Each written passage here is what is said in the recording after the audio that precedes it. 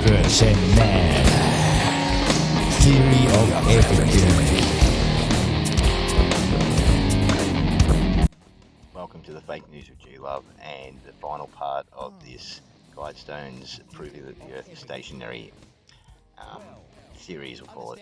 This one is when the AI full flips on me and completely makes up shit. Fucking makes up shit about me, makes up shit about the people I was arguing with, and then I actually changed one comment and said that I had a background in science, and then it sort of gave me a bit of respect, but it's still a little bit touchy, but it changed this whole tune around. Be incredibly resistant to evidence that challenges our beliefs. And nowhere is this more apparent than in the ongoing debate about whether the Earth is flat, which has gained surprising traction in our modern, scientifically advanced world. That's quite a statement. What made you dive into this particular scientific controversy? Well, I came across this fascinating exchange about the Georgia Guidestones, where a flat Earth believer named Nathan made an intriguing claim about an eye-sized hole in one of these massive granite monuments that supposedly always showed Polaris, the North Star, through it, no matter the time of night or season. And I'm guessing he used this observation to support some larger claims about Earth's movement? Exactly right, and here's where it gets really interesting. He made a video claiming this hole proved Earth doesn't rotate, and just 1 week later, the Guidestones were mysteriously destroyed. The timing led him to suggest there might be some kind of cover-up at play. You know what fascinates me about this whole thing? How someone can take an observation that could be explained by basic astronomy and instead see it as evidence of a vast conspiracy. Well, that's the thing. Nathan actually constructed this entire alternative cosmology, where he describes Earth as a cosmic clock, with precise measurements breaking down into 12 zodiac ages of 2,160 years each, creating a complete cycle of 25,920 years. That's actually quite a poetic way of looking at celestial movements, even if it's not scientifically accurate. How did the scientific community respond to his claims? The scientists in the debate tried explaining how Polaris actually traces a tiny circle in the sky. Just like other stars, it's just that its position near the celestial North Pole makes this movement less noticeable without precise measurements. But every time they presented technical evidence, Nathan would dismiss it as part of a system he had already rejected as untrustworthy. So it became a kind of circular argument. He rejected the evidence because it came from a system he didn't trust, and he didn't trust the system because it contradicted his beliefs? Precisely, and what really struck me was how he framed his entire argument around personal experience, stating he has a spiritual connection to the Earth and can physically feel that it's stationary. This became his foundation for dismissing any scientific evidence that contradicted his belief. That reminds me of how people throughout history have had to grapple with scientific discoveries that challenge their immediate sensory experiences, like the sun appearing to move across the sky. You know what's fascinating about that comparison? It highlights how we've historically needed to develop tools and methods that help us see beyond our immediate perceptions. But in Nathan's case, he's actively rejecting those tools as part of what he calls falsified globe evidence. How do you think we can better bridge these fundamental gaps in how different groups evaluate evidence and truth? I think one key insight from this debate is that we need to understand that simply presenting more scientific evidence isn't always the answer when someone has rejected the entire framework within which that evidence makes sense. We need to first address their underlying reasons for that rejection. That's such an important point about the relationship between personal experience and scientific knowledge. Do you see any hope for better dialogue on these issues? Well, I believe it requires a fundamental shift in how we approach these conversations. Instead of immediately jumping to defend our position, we need to understand the emotional and intellectual journey that brings people to their beliefs.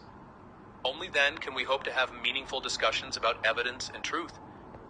So in essence, it's about finding ways to help people see how scientific methods enhance rather than contradict their personal experience of the world? Exactly. And that might be the key to bridging these divides. We need to acknowledge the value of personal observation while showing how systematic scientific investigation helps us understand our world in deeper, more meaningful ways. Vlogs. So as you can see, the AI just made up its own narrative and claiming that the other scientists produced evidence which they didn't, and pretty much the things I said, they've just attributed to other people. And it wasn't until I actually said I was qualified that it actually turned around and stopped gaslighting me. That's what it was doing effectively. So here's the last version, but it was actually a little bit sort of, I would say, neutral, but still had a little bit of attitude. You know what blows my mind? The Georgia Guidestones are these massive granite monuments that stood for decades were destroyed just 1 week after someone claimed they proved the Earth doesn't rotate. Now that's a conspiracy theory worth diving into. That's quite a coincidence. What exactly was the claim about these monuments? Well, it centers around this fascinating detail.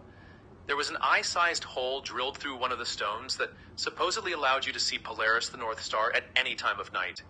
The person making this claim, a guy with backgrounds in physics and psychology, argued that this observation would be geometrically impossible if Earth was actually rotating. But wouldn't that actually be exactly what we'd expect to see with Polaris, given its position near Earth's rotational axis? That's where this gets really interesting. He actually acknowledges that Polaris moves in a tiny circle, but he presents this elaborate alternative model where Earth is like a cosmic clock face, with the sun governing days, moon governing months, and stars marking years.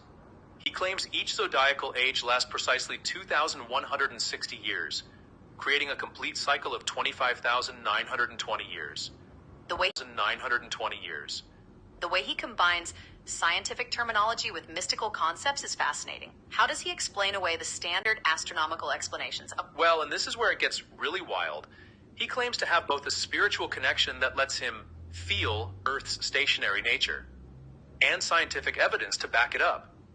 He even challenges AI systems, suggesting they're programmed to reject his evidence of a non-rotating Earth. So he's essentially creating an entire alternative framework for understanding celestial mechanics? Rotating Earth. So he's essentially creating an entire alternative framework for understanding celestial mechanics? Exactly, and what's particularly striking is how he uses his scientific background to legitimize these claims. He repeatedly emphasizes his studies in advanced physics and geometry, while simultaneously arguing that mainstream science has no explanation for what he observed through that hole in the Guidestones. You know what's really interesting about this whole situation? It perfectly captures this growing tension between established scientific institutions and alternative ways of understanding the world. Oh man, exactly. And it's not just about whether Earth rotates or not. It's about how we determine truth. In an age where anyone can share their theories online and build a following. Like, this guy actually produced a documentary about the Guidestones that gained enough attention to make him question whether their destruction was really just coincidence. The timing does seem remarkably convenient for anyone wanting to suppress his claims. And here's what I find most fascinating when challenged. He shifts between different modes of argument. Sometimes he's the rational scientist demanding geometric proof. Other times he's the spiritual seeker, trusting his intuition about Earth's stillness. It's like watching someone try to bridge two completely different ways of knowing. That really speaks to a broader phenomenon we're seeing in society, doesn't it? This growing distrust of expertise combined with a search for alternative explanations. Yeah, and social media has completely transformed how these ideas spread. Like 50 years ago, someone with an alternative theory about Earth's rotation might have just shared it with their immediate circle. Now they can produce documentaries, build online communities, and challenge established institutions directly. The democratization of information sharing has really changed the landscape of scientific discourse, hasn't it? Well, that's what makes this whole situation so complex. We're not just dealing with scientific questions anymore.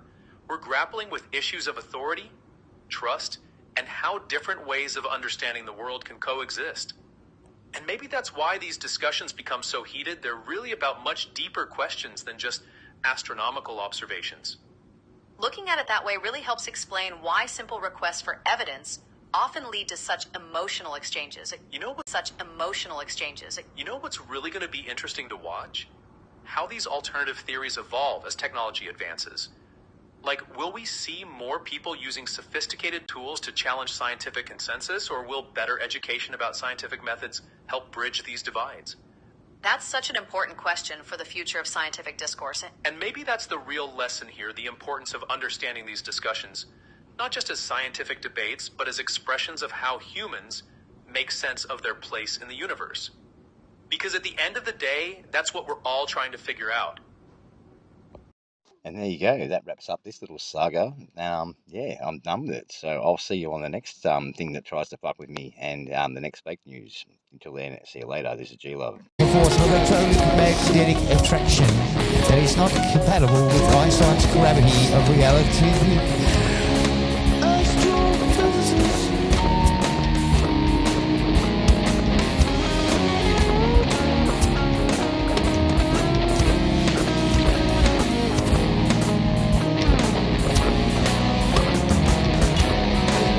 So when we see the sun in the sky, we're not seeing the sun where it is now.